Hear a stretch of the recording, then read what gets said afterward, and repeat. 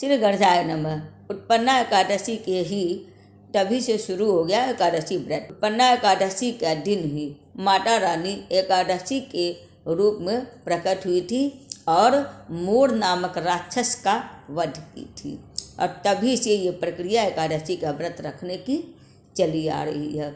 एकादशी का व्रत रखने से मनुष्य को हर मनोकामनाएं की पूर्ति होती है, उसको मोक्ष की प्राप्ति भी होती है, और भगवान की कृपा दृष्टि से जब तक वह मृत्यु लोक में रहता है उसकी सारी मनोकामनाएं पूर्ति रहती है। कहानी अब सूर्य जी कहने लगे, हे ऋषियों, इस व्रत का वृत्तांत और उत्पत्ति प्राचीन काल में भगवान कृष्ण ने अपने परम भक्त युधिष्ठिर से कही थी, वहीं मैं तुमसे कहता हूँ। एक समय युधिष्ठिर ने भगवान से पूछा था कि एकादशी व्रत किस विधि से किया जाता और उसका क्या फल प्राप्त होता। उपवास के दिन जो क्रिया की जाती है आप कृपा करके मुझसे कहिए। यह वचन सुनकर श्री कृष्ण जी कहने लगे, हे युधिष्ठिर, मैं तुमसे एकादशी के व्रत का महात्म कहता हूँ, उसको सुनो। सर्वप्रथम हेमंत ऋतु में मार्गशीर्ष कृष्ण एकादशी से इस व्रत को प्रारंभ किया जाता है। दशमी को सायंकाल भोजन के बाद अच्छी तरह से दातुन करें ताकि अन्न का अंश मुंह में न रह जाए। रात को भोजन कदापि न करें, न अधिक बोले। एकादशी के दिन प्रातः काल 4 बजे उठकर सबसे पहले व्रत का संकल्प करें।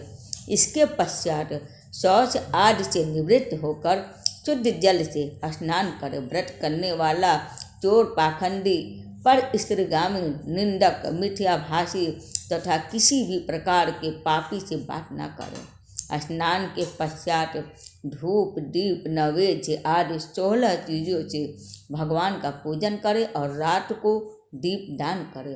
रात में सोना या प्रसंग नहीं करना चाहिए। रात भर भजन कीर्तन आदि करते रहना चाहिए। जो कुछ पहले जाने अनजाने में पाप हो गए हो उनकी क्षमा मांगनी चाहिए, और धर्मात्मा पुरुषों को कृष्ण और शुक्ल दोनों पक्षों की एकादशियों को समान समझना चाहिए। जो मनुष्य ऊपर लिखी विधि के अनुसार एकादशी का व्रत करते हैं उन्हें शंखों द्वार तीर्थ में स्नान करके भगवान के दर्शन करने से जो फल प्राप्त होता है वह एकादशी व्रत के 16वें भाग के भी समान नहीं है। व्यतिपात के दिन दान केले का 1,00,000 गुना फल होता है। संक्रांति के 4 गुना लाख तथा सूर्य ग्रह चंद्र ग्रहण में स्नान दान से जो पूरे प्राप्त होता है वही पूरे एकादशी के दिन व्रत करने से मिलता है। अश्वमेध यज्ञ करने से 100 गुना तथा 1,00,000 तपस्वियों को 60 वर्ष तक भोजन कराने से 10 गुना, और 10 ब्राह्मणों अथवा 100 ब्रह्मचारियों को भोजन कराने से 1000 गुना पूरे भूमि दान करने से होता है। उससे 1000 गुना पुण्य कन्या दान से प्राप्त होता है। इससे भी 10 गुना पूरे विद्या दान करने से होता है। विद्या दान से 10 गुना पूरे भूखे को भोजन कराने से होता है।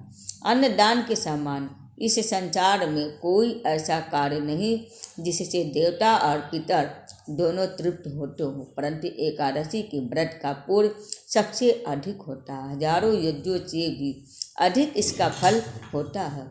इस व्रत का प्रभाव देवताओं को भी दुर्लभ है। रात को भोजन करने वालों को उपवास का आधा फल मिलता, और दिन में एक बार भोजन करने वालों को भी आधा ही फल प्राप्त होता है। जबकि निर्जल व्रत रखने वालों को महात्म तो देवता भी वर्ण नहीं कर सकते। युधिष्ठिर कहने लगे कि हे भगवान, आपने हजारों यज्ञ और लाखों गौदान के भी एकादशी व्रत के बराबर नहीं बताया। सो यह तिथि सब तिथियों से उत्तम कैसे हुई, बताइए। भगवान कहने लगे, हे युधिष्ठिर, सतयुग में मूढ़ नाम का दैत्य उत्पन्न हुआ। वह बड़ा बलवान और भयानक था। उस प्रचंड दैत्य ने इंद्र, आदित्य, वसु, वायु, अग्नि आदि सभी देवताओं को पराजित करके भगा दिया। तब इंद्र सहित सभी देवताओं ने भयभीत होकर भगवान शिव से सारा वृत्तांत कहा और बोले, हे कैलाशपति, मूढ़ दैत्य से भयभीत होकर हम सब देवता मृत्यु लोक में फिर रहे हैं। तब भगवान शिव ने कहा कि हे देवताओं, तीनों लोकों के स्वामी, भक्तों के दुखों का नाश करने वाला भगवान विष्णु की शरण में जाओ। वे ही तुम्हारे दुखों को दूर कर सकते हैं। शिव जी के ऐसे वचन सुनकर सभी देवता क्षीर सागर में पहुँचे। वहाँ भगवान को चयन करते देख हाथ जोड़कर उनकी स्तुति करने लगे कि हे देवताओं द्वारा स्तुति करने योग्य प्रभु, आपको बारंबार नमस्कार है। देवताओं की रक्षा करने वाले मधुसूदन, आपको नमस्कार है। आप हमारी रक्षा करें। दैत्यों से भयभीत होकर हम सब आपकी शरण में आए हैं। आप इस संसार के कर्ता, माता पिता, उत्पत्ति और पालन करता और संहार करने वाले हैं। सबको शांति प्रदान करने वाले हैं। आकाश और पाताल भी आप ही हैं। सबके पितामह ब्रह्मा, सूर्य, चंद्र, अग्नि, सामग्री, होम, आहुति, मंत्र, तंत्र, जप, यजमान, यज्ञ, कर्म, कर्ता, भोक्ता भी आप ही हैं। आप सर्वव्यापक हैं। आपके सिवा तीनों लोकों में चढ़ तथा अचर कुछ भी नहीं है। हे भगवान, दैत्यों ने हमको जीत कर स्वर्ग से भ्रष्ट कर दिया और हम सब देवता इधर उधर भागे भागे फिर रहा। आप इन दैत्यों से हम सब की रक्षा करें।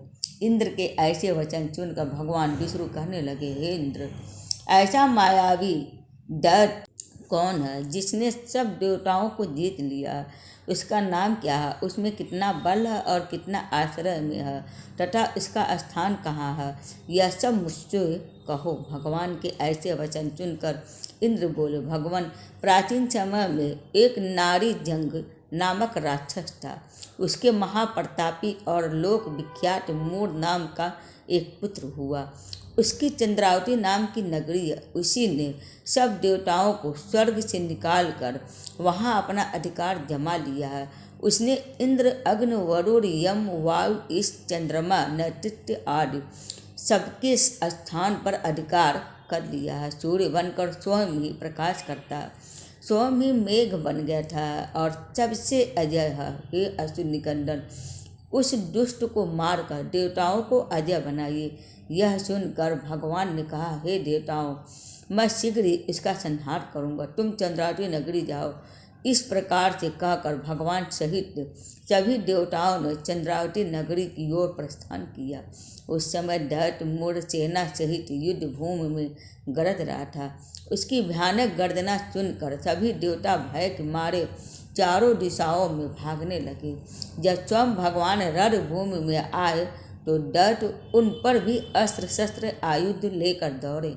भगवान ने उन्हें सर्प के समान अपने बारों से बीध डाला। बहुत से दैत्य मारे गए, केवल मूढ़ बचा रहा। वह अविचल भाव से भगवान के साथ युद्ध करता रहा। भगवान जो भी तीसरी बार चलाते वह उसके लिए पुष्प सिद्ध होता। उसका शरीर छिन्न भिन्न हो गया, किंतु वह लगातार युद्ध करता रहा। दोनों के बीच मल युद्ध भी हुआ। 10,000 वर्ष तक उनका युद्ध चलता रहा, किंतु मूढ़ नहीं हारा। थक कर भगवान बद्रिकाश्रम में चले गए। वहाँ हेमवती नामक सुंदर गुफा थी। उसमें विश्राम करने के लिए भगवान उसके अंदर प्रवेश कर गए। यह गुफा 12 योजन लंबी थी और इसका एक ही द्वार था। विष्णु भगवान वहाँ योग निद्रा की गोद में सो गए। मूढ़ भी पीछे पीछे आ गया और भगवान को सोया देखकर मारने को उद्यत हुआ। तभी भगवान के शरीर से उज्ज्वल कांतिमय रूप वाली देवी प्रकट हुई। देवी ने राक्षस मूढ़ को ललकारा, युद्ध किया और उसे तत्काल मौत के घाट उतार दिया।